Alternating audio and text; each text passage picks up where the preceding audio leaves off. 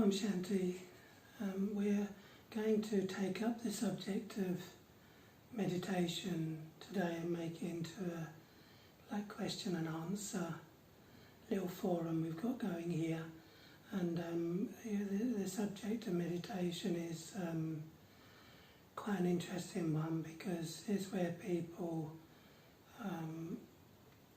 what people choose to do to actually create an inner state of peace and create space between the things and people that are bothering them, and the more space that someone makes in between those two factors, it gives your mind a different direction, so that we can actually, we should really be coming out of our meditation feeling less pressure, less stress, less worries, and more content.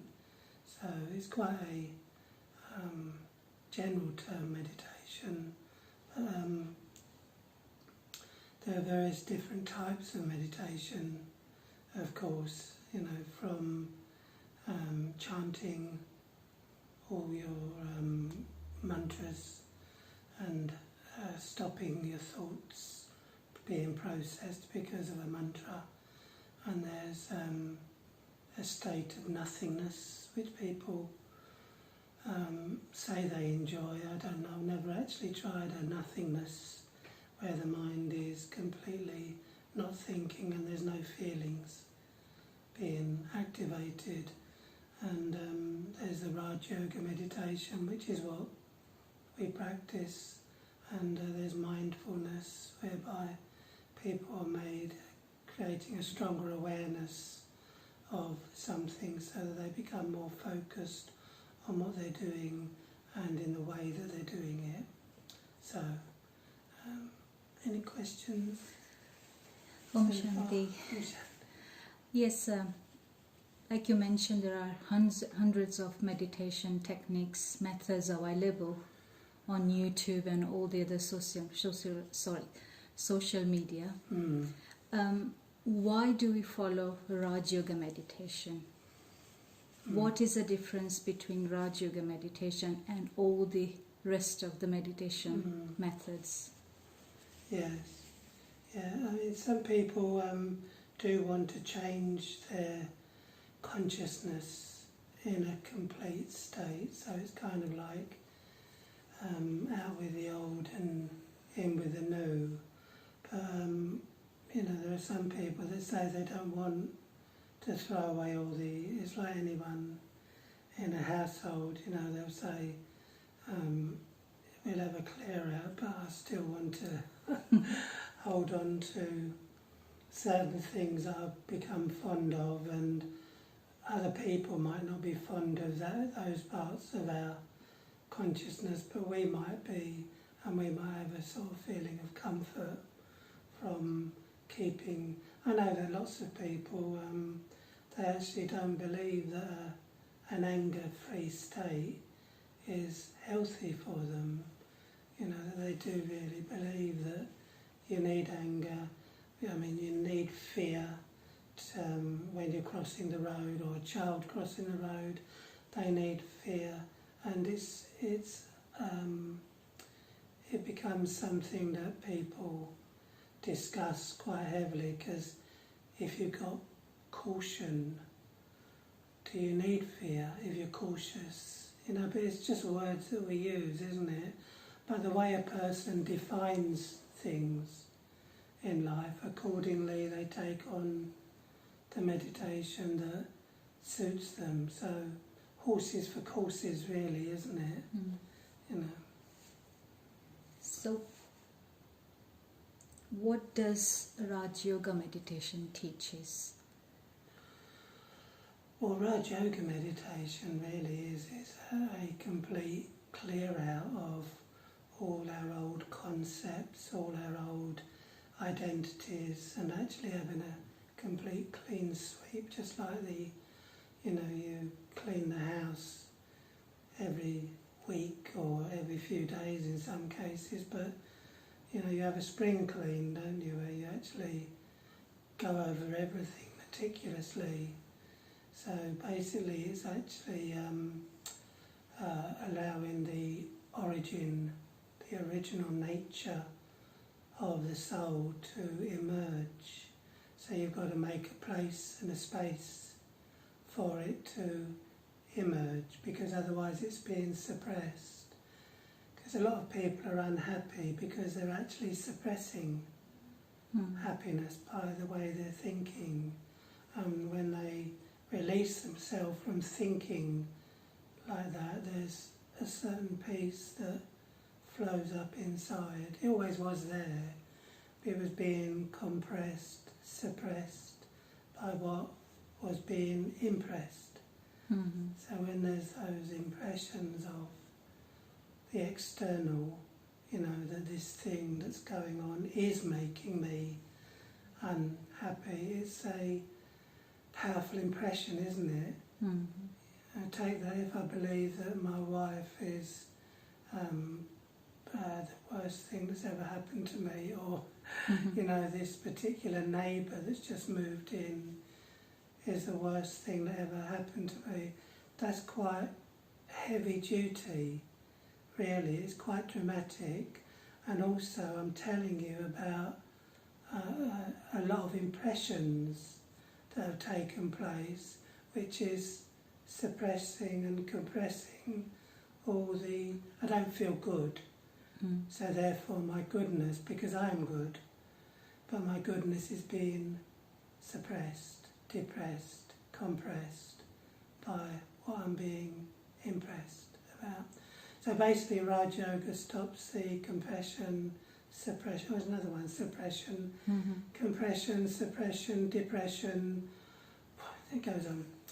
And that's all because of the impressions. So once the impressions have stopped, then you stop something and that can start.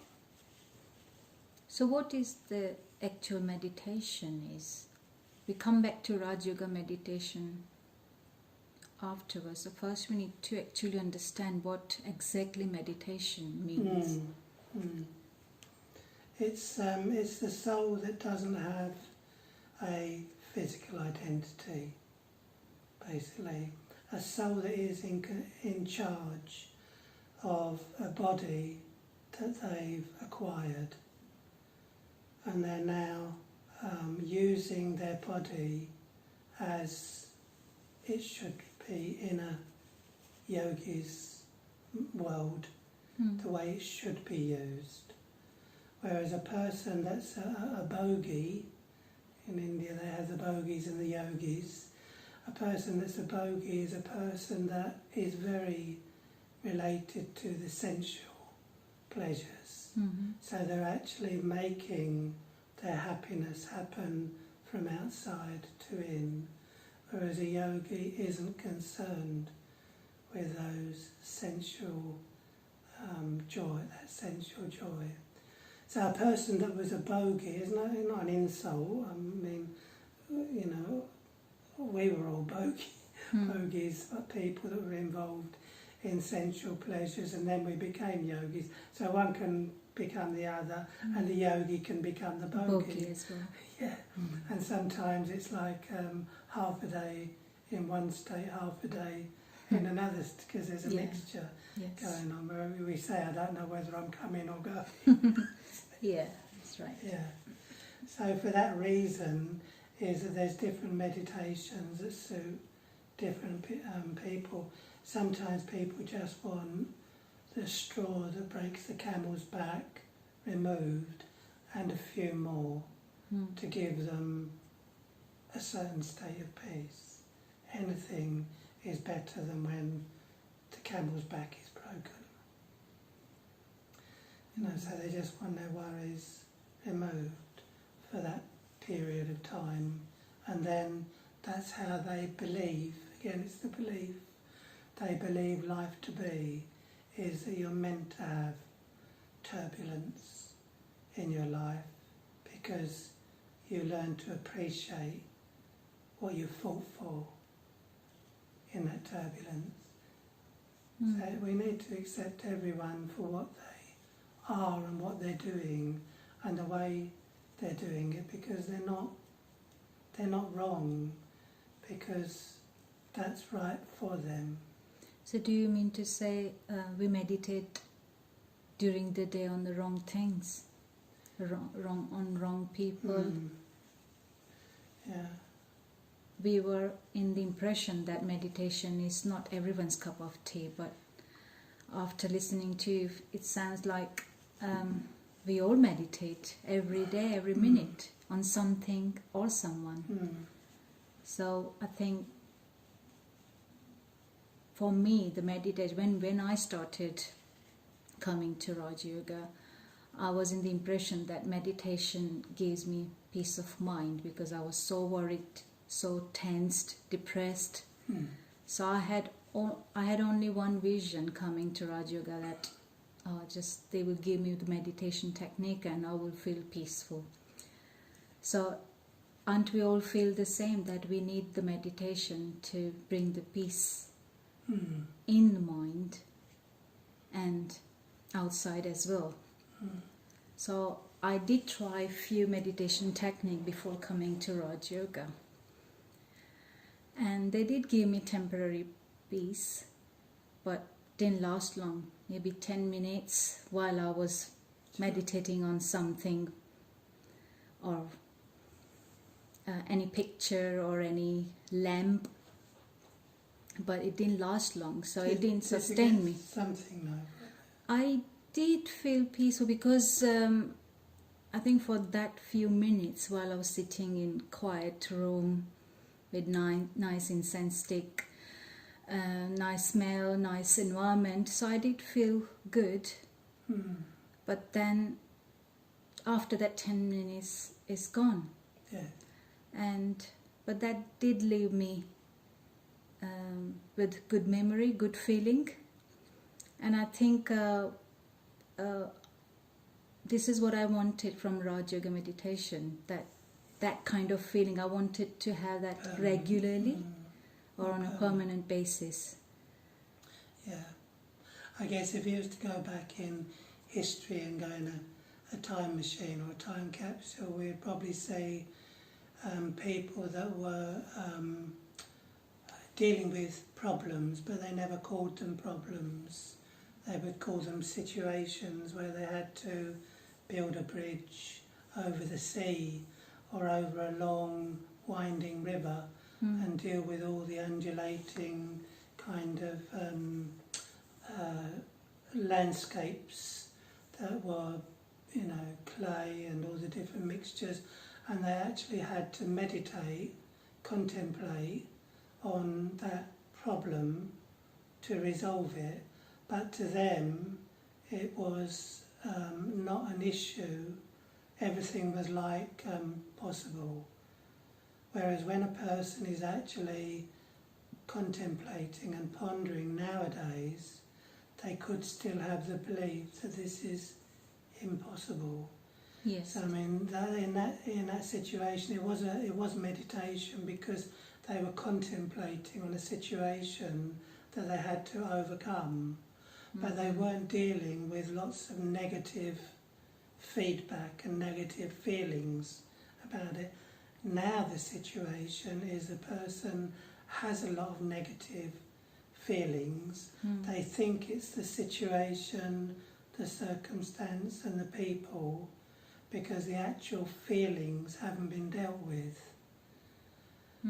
So for that reason, they choose a certain meditation, like it's a nice meditation. I mean, I've always liked that idea, as you can. We do it if you like for just 3 minutes. Okay. So just imagine you're walking down a country lane.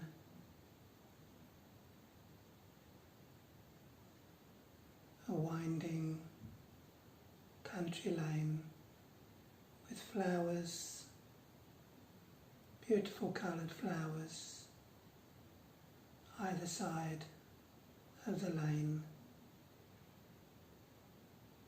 and you can smell the fragrance of the flowers as they engulf you. You feel uplifted. as you breathe in the different aromas of the different flowers, and you feel at home there. The sun smiles on you with its warmth, nurturing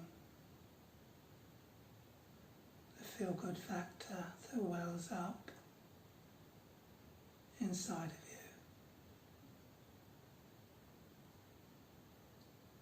And as you walk,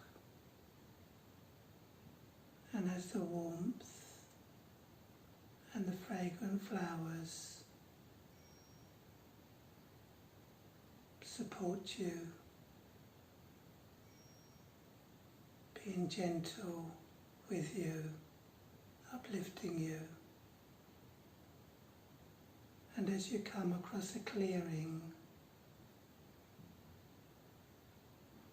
you see a gas-filled balloon in the distance with a basket underneath. And you walk up to the gas-filled balloon,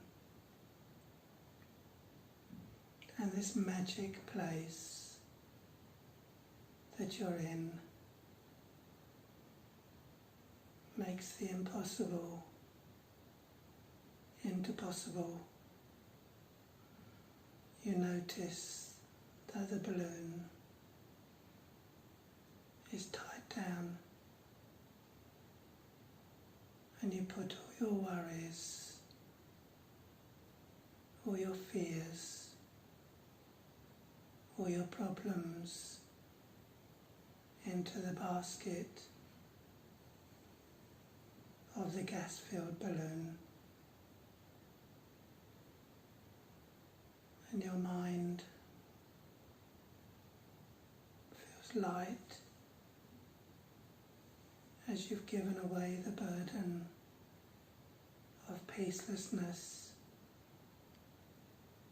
and put it in the basket that is connected to the gas-filled balloon. And you untie the rope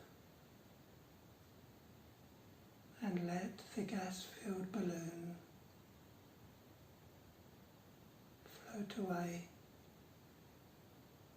And as you watch it going up, floating away, it gets further and further away,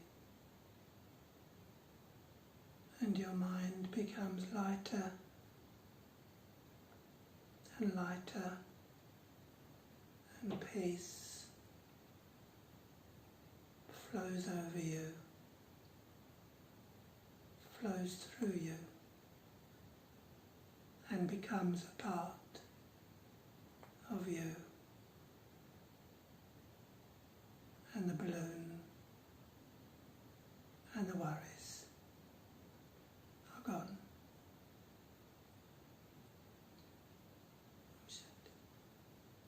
Om Shanti. Very nice. Thank you, Andrewbhai. I think while you were giving the commentary, I realized how Rajyoga meditation helped me, because all this creating nice scenario in front of your mind's eye is all good. It sounds good and makes you feel good as well, but it doesn't last long. You can't sustain that. But I think the Rajyoga meditation gives you so much wisdom how to handle your worries and keep it away and put it in the balloon and actually let it go, rather than imagining letting it go.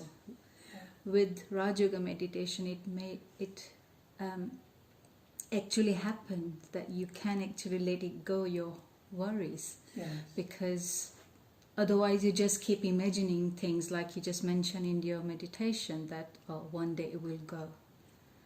But I think this is the difference. This is a major difference. Yeah, you can see the. Is it okay?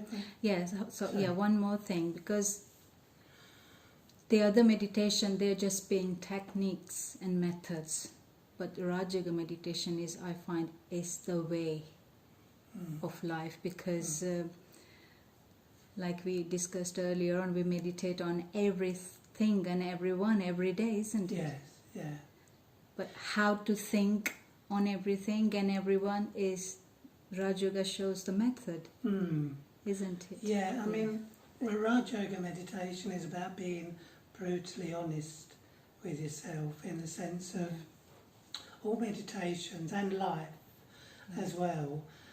When you think of the word separation, is that if you're separated from what we assume to be the problem, then you get that inner space. You get the space between the problem and yourself. So that's why people have trial separations, or they love their baby, but they can't stop it crying, so they give it to the neighbour for half a day, and they're happy to have it back, but they're also, for that period of time, separated.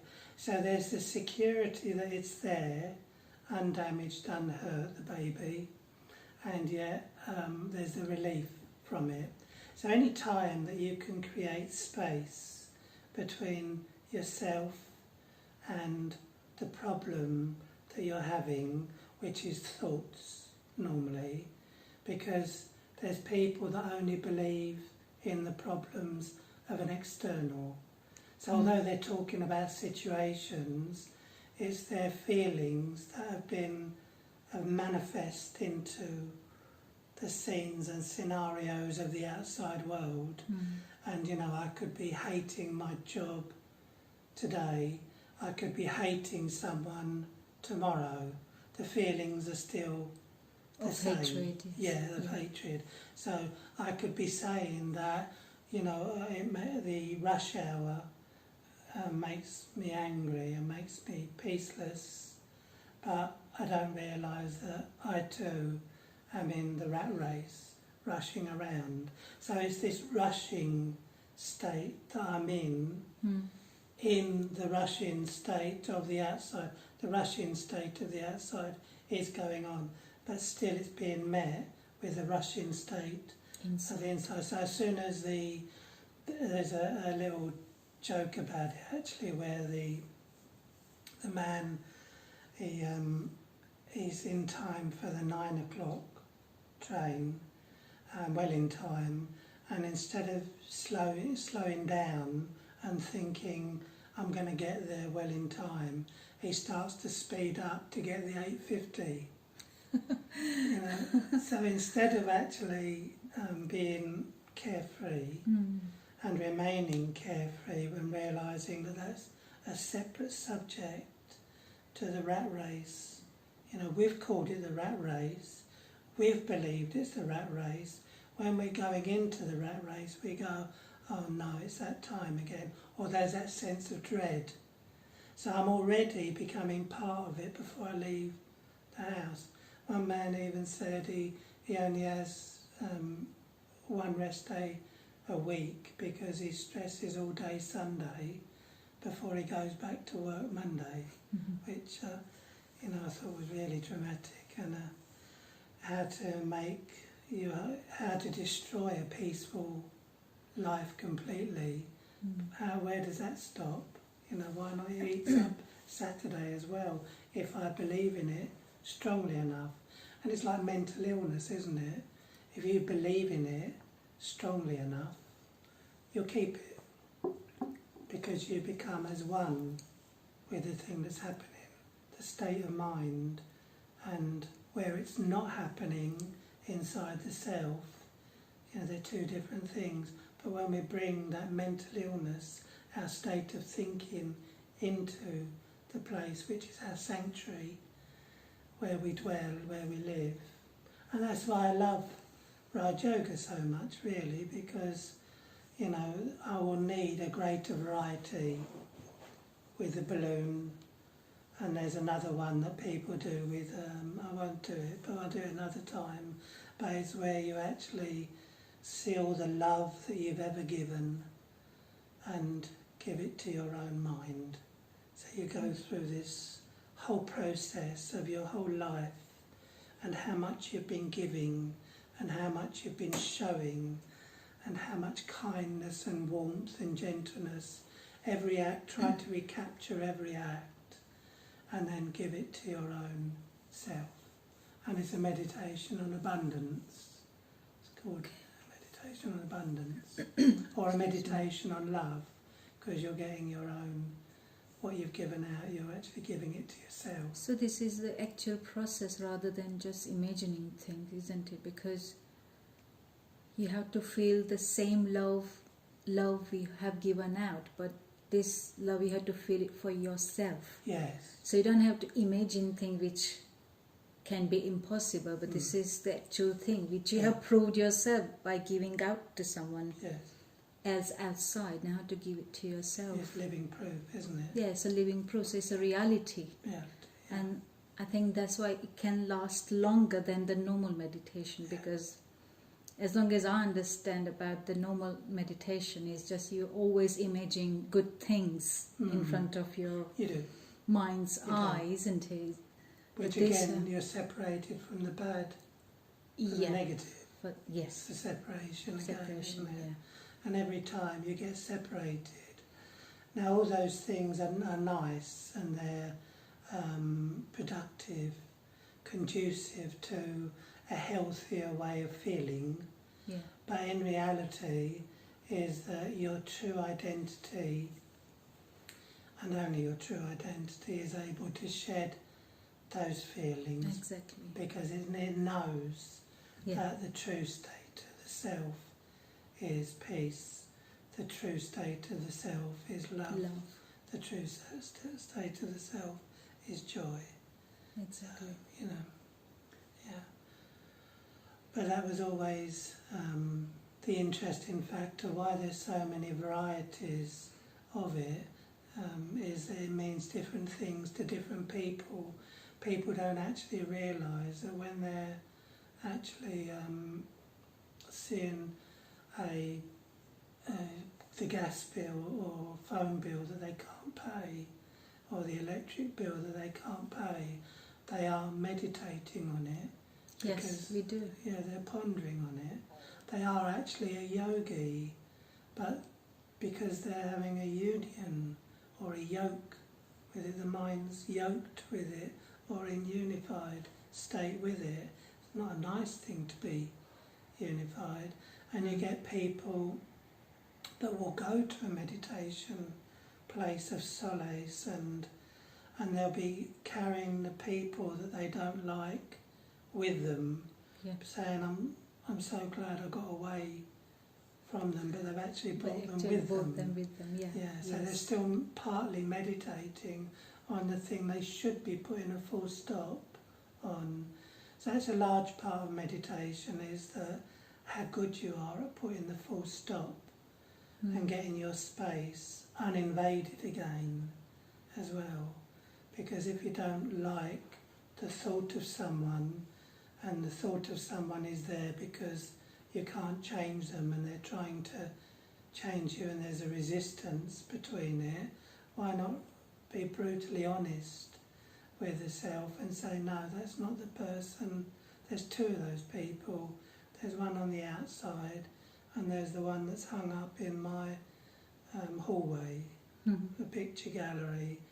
You know, we choose what pictures we want in our house, but we don't choose this one unless we're conscious of what's going on. We can, but as long as we're conscious. I think that's what happening, because we can't control what's going inside, so we always try to control what's outside. Yeah, it's a good point. And that doesn't always work out. No. And this is why always we fall into argument, conflicts and disagreement.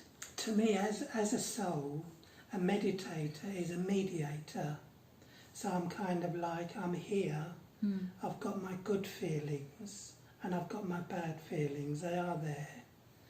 But I'm having the thoughts that generate the good feelings and reduce the bad feelings. So I'm the mediator in between. So you're not suppressing anything, you're just trying to mediate. I'm watching. You're watching, observing, Yes.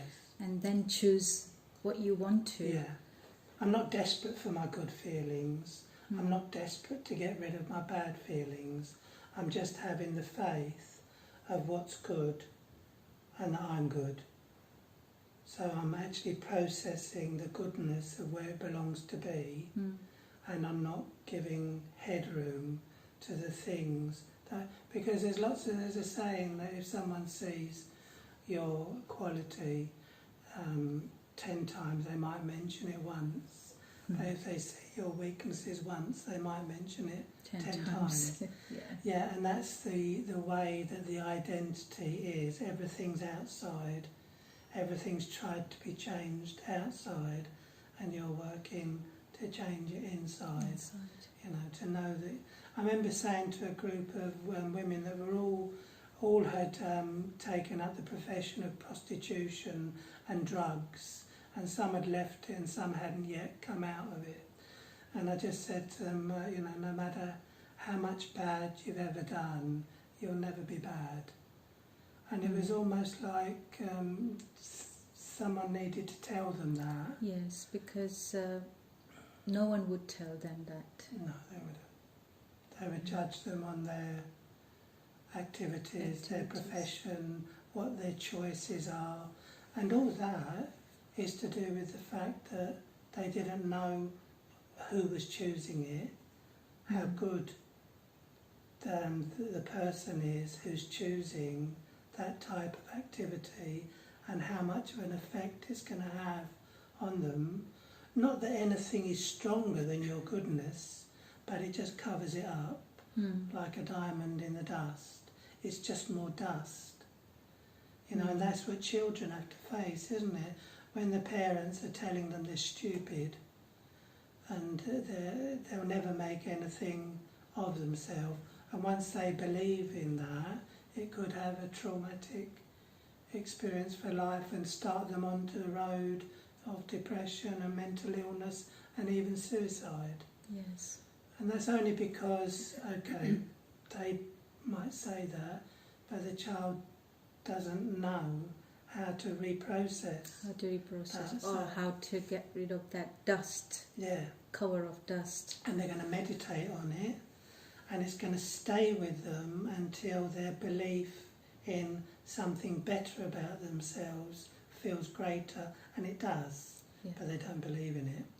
And so because they're believing in the other thing and fighting, and that resistance doesn't allow them to let go of the negative, but it's the good just letting go of that. It's you as your goodness that is letting go of that. So, you know, never, in the world of body consciousness, we kind of live under the influence of people pleasing, people's opinions. Yeah. And we always live our life on people's opinions. Very strong. Yeah. And that's why we get into this people pleasing, that I always want you to be good in your book. Yeah. Yes. Yeah. To get a few brownie points. Yes. Yeah. And you get people that do create their own resistance by not realising they're being dishonest with themselves when they say, I don't care what anyone believes, I know what's true. And you can tell that by the way that they're saying it, by the peaceless tone, or the angry tone, or the negative tone, that they're actually resisting it. And you don't need to resist it, because your goodness is resisting all borders, repelling all borders. You've just got to become attuned to it and start to believe in it more. Yeah, because we start believing that there is no power left for us to change, because we've given all the control to someone else, but that is not the case. We still have the control, but we don't know. We do. We believe they've got control. Yeah. And we believe they're pushing our buttons. No one can have my control. No. I always have my control over myself. It's programmed only to you, isn't it? Yes, exactly. Yeah. So all these things I didn't know before. I didn't know. It's like that person that he knows he's going into a care home, so he takes his own remote control with him. And he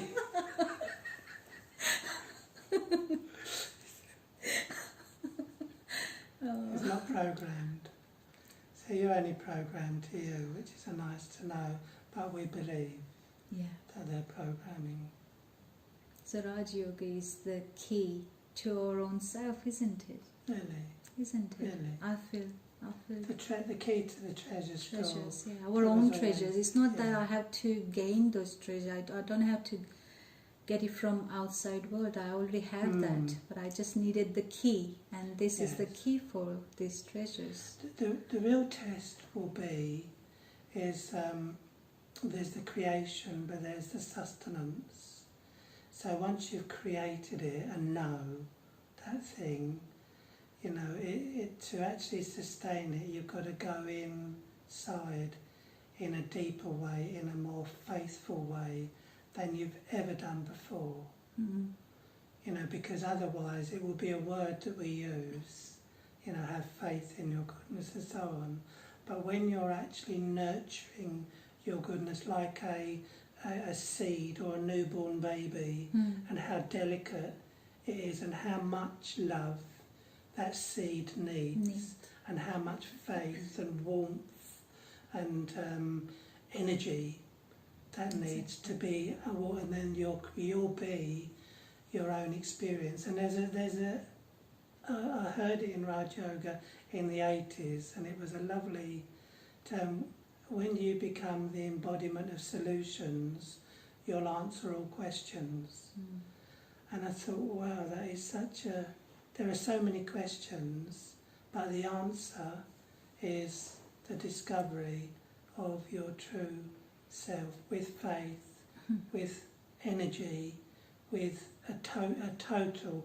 We use the word faithful, you know, so that faithful state, like a dog's faithfulness doesn't change unless he's been given food. Then it might change. But you can. That's the only real kind of most loyal example you can give. That's exactly right. Because throughout my growing up period, I heard so many times by my parents and all the elders, they say that you can never change someone until they die. Wow. And I actually believe that because it came from my parents, it came from my, trusted people around me. And that included me as well, because when I used to look at my maybe anger or any other negativity, I thought, well, this is with me forever. So do you think that's programmed because it's in your DNA, and part of what you are is in your granddad and his granddad or his dad, and it's all passed down as an inheritance? I think so. I think so. Until I came to Rajyoga, I didn't know. No. As I say, I believed that this will stay with me forever. Very convincing, isn't it? Very convincing, and no one could have changed that. Yeah. But then they don't answer the black sheep of the family. Well, when you ask them, said, well, this is how it is. That's nature. That's nature. The way it is. That's everyone's like that. So you can't ask any more questions after this. But now I found out well, you're making your own pathway, aren't you? Yeah. You're making your own pathway. There's no one any kind of a disturbance that comes in front. You're not trying to roller coast over it. You're actually learning to steer around it because it mustn't have resistance. Exactly. The moment it has resistance, it's anti-love. Love is a force in itself, but when they use the force of the resistance, it works against me. Against me, yeah. So can you give us some meditation thoughts? And we'll finish. Rajyoga meditation thoughts. So we can find no ourselves. No gas balloons or no imaginations. Okay. Yeah. Okay. I want to picturize myself as I am, because I am the love, I am the joy, I am the happiness. So I want to feel that. Yeah, we'll try. Thank you. That's all we can do.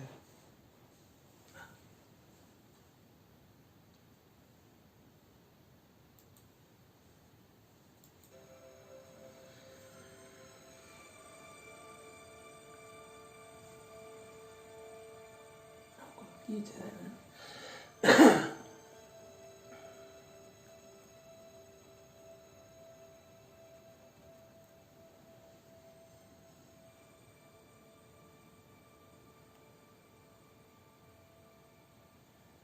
I practice letting go.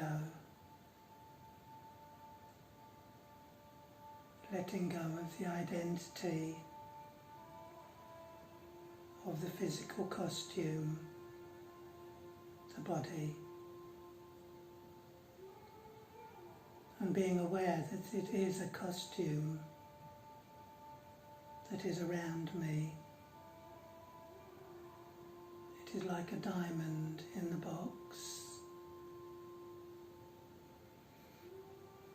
and I am the flawless diamond that doesn't have a physical identity, but has been realigned to my own goodness, my own beauty, my own love.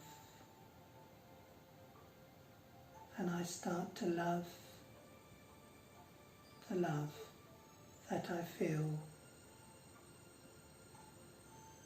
And I start to see that I, as a vibrating, living energy of light that has a very subtle form, is love. I accept the goodness of myself. I don't have to reject anything of a negative nature. I stop fighting with a false negative nature and take on the pure force of love, flowing from inside to out. I catch hold of it, and I know that it only feels limited in the present moment, but it is becoming unlimited, unconditional, renewed, revamped, and special. My love that has been hiding away is really my little light, my powerful little light of love. I see myself in love with my little light of powerful love, walking in love, being moved by love, taken away by love.